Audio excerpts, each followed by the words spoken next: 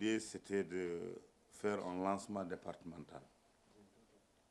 Nous avions commencé à tenir des réunions au niveau de Dakar pour convoquer une assemblée générale départementale. Depuis qu'on est là dans l'arène politique, nous, on a très tôt compris, chaque leader, chaque responsable, c'est les populations même qui te donnent la responsabilité d'être responsable. Donc notre discussion à Dakar, c'est de venir à la base, convoquer les responsables de tout, les responsables du département, les maires, les ministres. Et aujourd'hui, vous avez vu des nouvelles têtes. Parce que les gens ont compris que l'enjeu est le même. C'est la réélection du président Macky Sall. C'est pourquoi aujourd'hui, on peut dire que tous les responsables du département, tous les tendances confondues se sont retrouvés pour quand même assister au lancement officiel pour parrainer le candidat Macky Sall au niveau du département de Matam. L'objectif, c'est d'avoir le taux de participation du système parrainage le meilleur, être en premier dans tous les 45 départements. C'est ça l'objectif. L'information a déjà passé. Le président a mis un lancement officiel au niveau de CICAD. Mais nous avons aussi décidé de venir au niveau départemental, au niveau de Matam, chef-lieu régional, chef-lieu départemental, de lancer notre lancement, quand même, le système parrainage au niveau départemental pour attirer l'attention de tous les responsables du département. D'abord, expliquer aux populations l'objectif, c'est le candidat Macky Sall de l'élire au premier tour, le soir du 24 février 2019. Et que l'objectif, c'est d'ici mercredi, de rassembler au moins 30 000 signatures, au moins. Avant fin octobre, fin novembre, nous aurions pu terminer tout le système de collecte dans tout le département de Matam. C'est ça qui est l'objectif. Pas d'attendre jusqu'en décembre.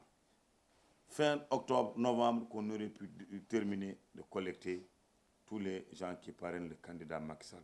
Et d'expliquer aux populations qu'il n'y a pas d'autres qui vont parrainer d'autres candidats.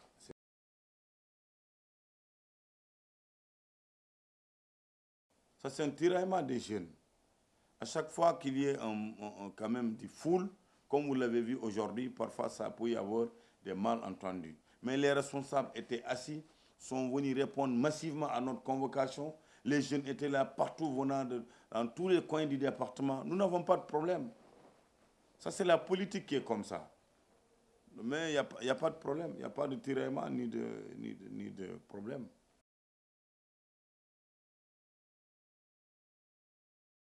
Non, 12 ans, il avait fait. On ne peut pas dire qu'il n'a... Je ne te dirai jamais qu'il n'a rien fait. Mais il faut évaluer si les 7 ans de Macky Sall et les 12 ans qui étaient là. Quand on évalue, automatiquement la différence saute. Les 7 ans de Macky Sall, les dernières infrastructures de nouvelles générations, inaugurées par lui-même, lancées, nouvelle estade encore, qui va contenir des milliers de personnes. Vous avez vu ça? Centre conférence Abdou Diouf, c'est des délais et des qualités. L'arène nationale, une importante infrastructure. Ça fait partie de notre tradition, la lutte. Ça, c'est un problème déjà réglé. Macky Sall a travaillé pour lui, pour les Sénégalais, mais il a travaillé après son deuxième mandat même. Le futur président, après son deuxième mandat même, il a travaillé pour ce président-là. Parce qu'il est en train de réfléchir. Imagine, il a tout bas. 400 milliards injectés. Le TR, imagine, ce train-là, électrique, qu'on disait que Macky Sall est en train de rêver, parler des choses, alors que d'ici mois de janvier, vous verrez ce train-là en train de fonctionner. Vous avez vu ça? Comment il a changé quand même les foyers religieux. Son bilan pour 7 ans, c'est un bilan de 20 ans passés. Si Macky Sall est réélu encore président de la République, tout ça, M. Moustapha Niasse a dit, sans l'argent du pétrole et du gaz. Et Inch'Allah, en 2020-2021, dès que ça va sortir, le Sénégal va changer.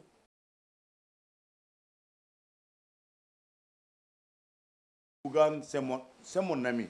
Je n'ai aucun souci avec Bougane. Moi, je parle de candidature plurielle. 87 candidats. Si je dois parler, je ne dois pas parler de Bougane. Et je ne dirai jamais du mauvais à Bougane. Parce que c'est mon ami. Et je l'assumerai n'importe où, là où je suis. Est-ce qu'il est crédible? La crédibilité, ce n'est pas moi qui pourra le juger. Les Sénégalais vont le juger. Ce n'est pas moi. Je suis moi, Bougane. En premier, il n'y a pas longtemps, je l'ai dit, envoie-moi ton liste de parrainage, je vais voir si je vais te parrainer ou pas. Mais il est sûr que moi, je parraine Macky Sall.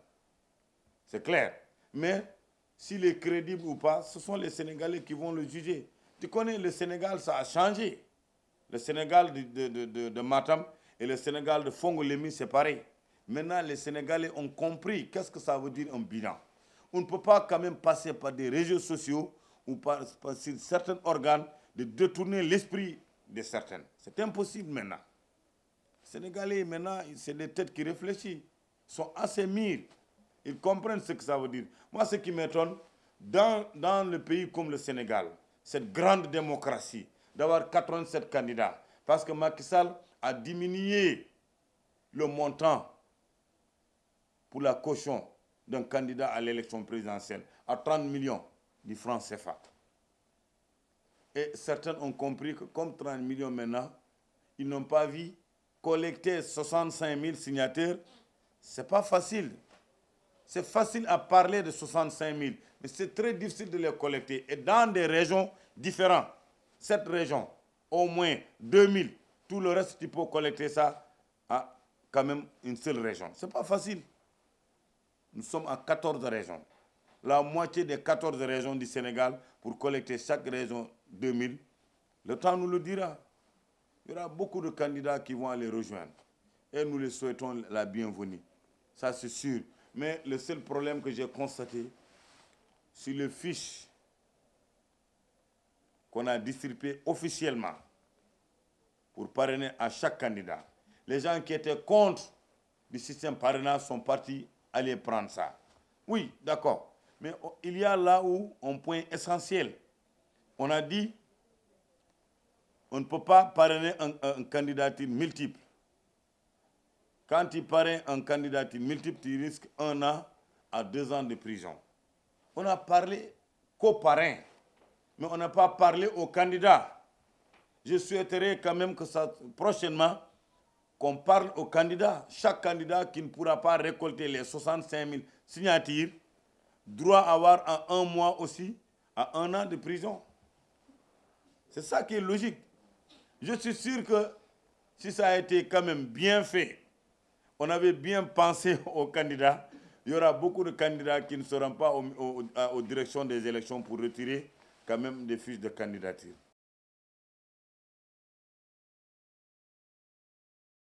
Ce n'est pas moi que ça a surpris, ça a surpris aux Sénégalais. Nous, ça importe peu pour nous. Ça importe parce que la coalition a pris qu'un seul candidat. La coalition de Beno, avec d'autres mouvements présidentiels, ils ont qu'un seul candidat, c'est Macky Sall. Le lancement l'a bien confirmé au centre conférence d'Abdou Diouf. Mais le problème, le pays comme le Sénégal, les élections passées, on disait que c'est beaucoup. Il y avait 12 candidats. 12 candidats que les Sénégalais disaient que c'est beaucoup. Comment on peut se retrouver avec 87 candidats? Il faut regarder. Et ces gens-là, qu'est-ce qu'ils voudraient sans le système parrainage? Pour dire que Macky Sall est incompétent d'organiser des élections présidentielles. Voilà. Il l'a bien vu, lui, Macky. Il a bien vu. Et si encore ce n'était pas le système parrainage, ça aurait été pire. Je suis sûr qu'on allait se retrouver avec 200 candidats. Comment on peut organiser des élections avec 200 candidats? On l'a vu où? Imagine, la sous-région est en train de quand même de nous rire. 87 candidats, on ne l'a jamais vu. Et alors, je trouve qu'il y a certaines qui ont des jolies ndoguettes, une jolie robe là. Certaines ont allé encore bien s'habiller avec leur costume. Ils croient que pour mieux faire leur CV, c'est d'être candidat. Et le temps nous le dira. Et il a donné suffisamment de temps pour récolter les parrains jusqu'au mois de décembre. Mais je suis sûr que même si on va amener ça jusqu'au mois de janvier, il y aura certains qui n'auront jamais pu atteindre l'objectif d'avoir 65 000 signatures.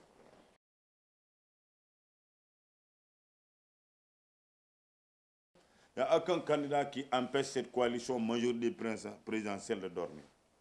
Un adversaire, c'est un adversaire. Mais de nous empêcher de dormir, pourquoi? Avec le bilan de Macky, nous avons bien compris que c'est les Sénégalais qui élisent un président de la République. Ce n'est pas seulement la coalition. Et les Sénégalais observent, regardent, sont libres de choisir leur candidat. Et l'histoire nous le dira sur le parrainage. Au moins, son objectif, c'est d'avoir 3 millions de parrains. C'est ce qu'il a dit, lui, président. Mais ça peut y avoir plus. On verra. Mais un candidat qui nous empêche de dormir ne se trouve pas sur les candidats. Aucun candidat n'empêche. Vous ne l'avez pas vu ce jour-là à son lancement officiel. Il dansait. Il a dit que le combat, avant de commencer, c'est déjà terminé. Il est à l'aise, Macky Sall.